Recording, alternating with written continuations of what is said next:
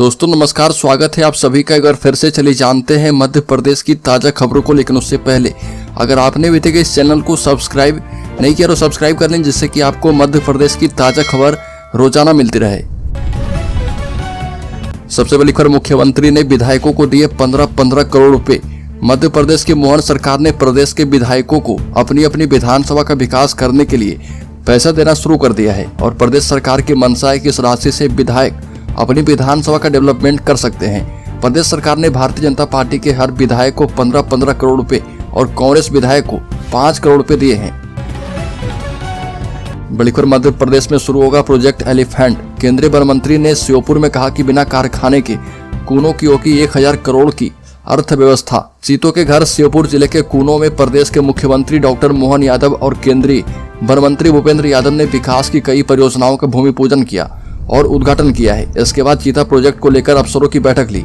One मंत्री यादव ने चीता प्रोजेक्ट को पूरी तरह से सफल बताया। साथ ही ये घोषणा भी कर दी है कि अब मध्य प्रदेश सिर्फ टाइगर स्टेट नहीं कहलाएगा, बल्कि यहाँ पर जल्द ही हाथियों का कुनबा बढ़ाने की तैयारी भी है और इसके लिए प्रोजेक्ट एलिफेंट लॉन्च किया जाएगा।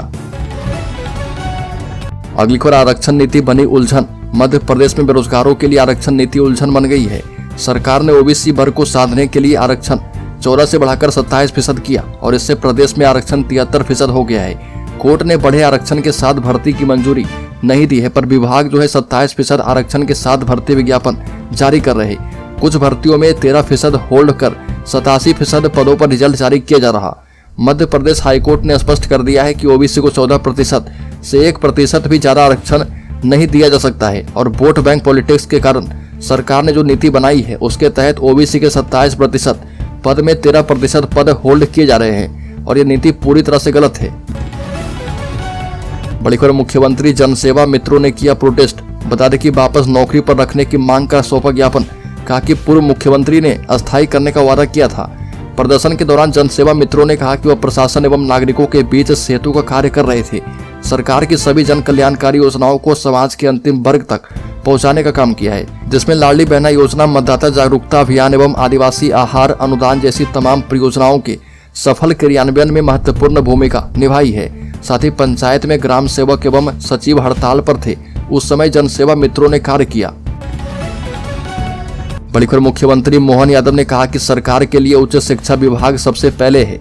मुख्यमंत्री मोहन यादव ने कहा कि ज्ञान को किसी सीमा में बांधा नहीं जा सकता है और मुख्यमंत्री ने कहा कि हमारे यहाँ गुलामी का लंबा दौर निकल गया और बाहरी शक्तियों ने हम पर अपनी संस्कृति थोपने का प्रयास किया। यह भारत की विशेषता है कि हमने अपनी संस्कृति और ज्ञान परंपरा को अक्षुण्ण रखा है। यह हमारा सौभाग्य है। भारत न कभी दबा और न ही कभी दबेगा।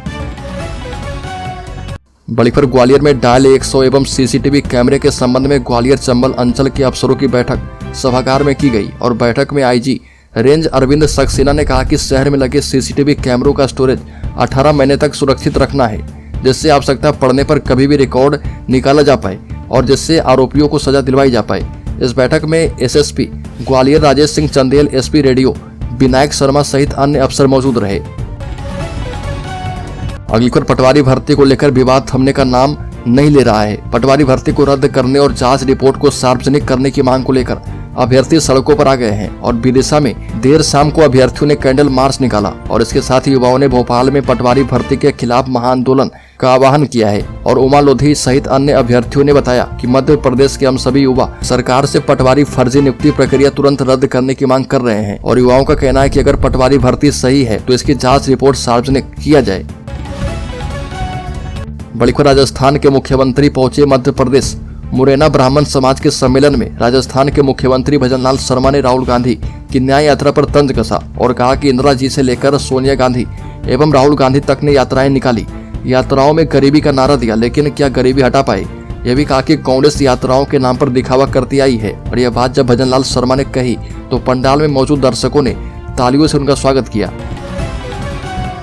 बड़ी खबर, लोकसभा चुनाव की आचार संहिता लगने से पहले 6 मार्च को निगम का सम्मेलन किया जाएगा और इसमें वित्तीय वर्ष 2024-25 का बजट भी पेश किया जाएगा।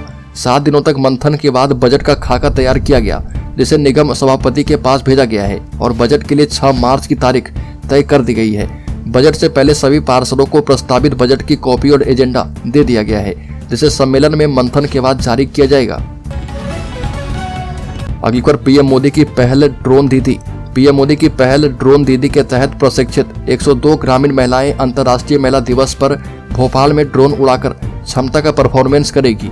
इनमें 89 मध्य प्रदेश की और बाकी महाराष्ट्र की महिलाएं होगी। पीएम ने हाल के मन की बात एपिसोड में इन योजना का जिक्र किया था और कई राज्य की ड्रोन दीदियों से बात भी की थी।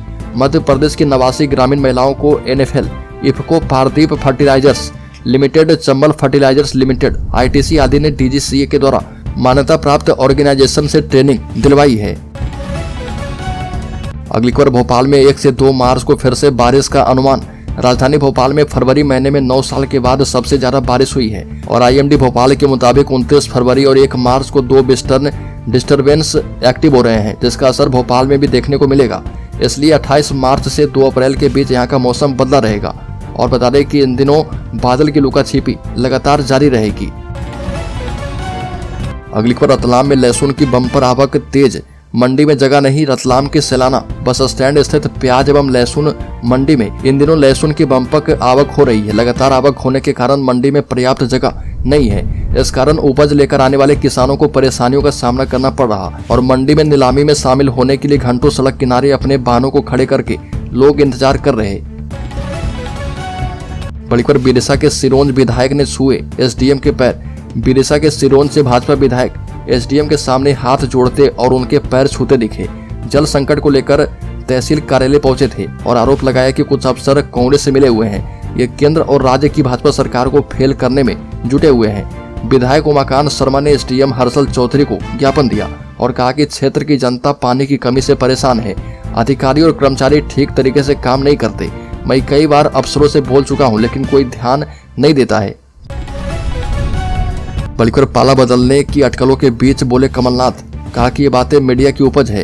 कांग्रेस के वरिष्ठ नेता कमलनाथ ने कहा कि उनके सत्तारूढ़ भारतीय जनता पार्टी में जाने की अटकलें मीडिया की उपज थी, क्योंकि उन्होंने कभी ऐसा बयान नहीं दिया।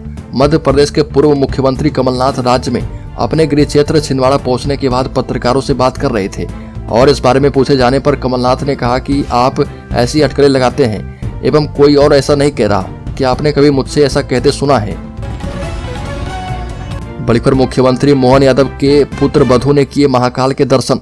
महादेव का आशीर्वाद लेकर की दाम्पत्य जीवन की शुरुआत। मुख्यमंत्री मोहन यादव के पुत्र और पुत्रवधू दाम्पत्य जीवन की शुरुआत करने से पहले बाबा महाकाल के दरबार में पहुंचे और जहां पर उन्होंने नंदी हॉल में बैठकर बाबा महाकाल के श्रृंगार दर्शन किए और मंत्रोच्चार के साथ वो बाबा महाकाल की भक्ति में लीन भी नजर आए। मध्य प्रदेश के मुख्यमंत्री मोहन यादव के नवविवाहित बेटे वैभव यादव और पुत्रवधू शालिनी यादव उज्जैन में भगवान श्री महाकाल के दर्शन करने पहुंचे थे। अगली खबर, मध्य प्रदेश में 1 से 15 साल तक के बच्चों के लिए फ्री टीकाकरण अभियान किया गया शुरू। राज्य सरकार प्रदेश के लोगों के रोजगार से लेकर सेहत तक हर एक सुविधाओं का ध्यान रख रही है और प्रदेश में राज्य सरकार की तरफ से जापानीज एन्सेफ्लाइटिस टीकाकरण अभियान का शुभारंभ किया गया। इस अभियान के तहत प्रदेश के 4 जिलों में 1 से 15 साल के लगभग 37 लाख बच्चों को जापानीज एन्सेफ्लाइटिस टीका लगाया जाएगा और जिलों के सरकारी और चुने गए प्राइवेट मेडिकल सेंटर में बच्चों को यह टीका फ्री में लगाया जाएगा। इस अभियान की शुरुआत प्रदेश के डिप्टी CM राजेंद्र शुक्ला ने किया है। अगली खबर, राम दर्शन करने अयोध्या के लिए निकले 2 जादूगर आंख में काली पट्टी बांधकर कर रहे 1600 किलोमीटर का सफर। हैदराबाद के दोनों जादूगर 22 फरवरी को हैदराबाद से अयोध्या के लिए निकले हैं और इस दौरान उनका धूमधाम से जगह जगह स्वागत भी किया जा रहा। हैदराबाद से जबलपुर पहुंचे दोनों ही जादूगर का जबलपुर में स्वागत किया गया और इस दौरान जबलपुर के जादूगर आनंद अपने समर्थकों के साथ मौजूद रहे। अपनी दोनों आंखों में काली पट्टी बांधकर 1600 किलोमीटर की यात्रा करके राम जी का दर्शन करेंगे। एक और बड़ी खबर, मध्य प्रदेश सरकार का बड़ा फैसला। मध्य प्रदेश में भी परिवहन विभाग अब पूरी तरह डिजिटल होने जा रहा है। इसमें चेक पोस्ट से लेकर ड्राइविंग लाइसेंस, टैक्स जमा कराने की व्यवस्था और एक राज्य से दूसरे राज्य में जाने की मंजूरी से जुड़े बाकी सारे काम शामिल होंगे। परिवहन मंत्री राव उदय प्रताप सिंह ने यह जानकारी दी है। साथ ही कहा कि मुख्यमंत्री डॉक्टर मोहन यादव से चर्चा के बाद इसकी तैयारियों के आदेश जारी कर दिए गए हैं। परिवहन मंत्री ने कहा कि इस तैयारी के पीछे पूरे सिस्टम को पारदर्शी बनाने की कोशिश है, मैनुअल काम नहीं होगा। मंत्री ने कहा कि गुजरात मॉडल को इसलिए लागू किया जा रहा है क्योंकि इससे अच्छी व्यवस्था नहीं है और पूरा होमवर्क कर लिया गया है। परिवहन चौकियां ऑनलाइन होने से जनता के साथ सरकार को भी फायदा होगा।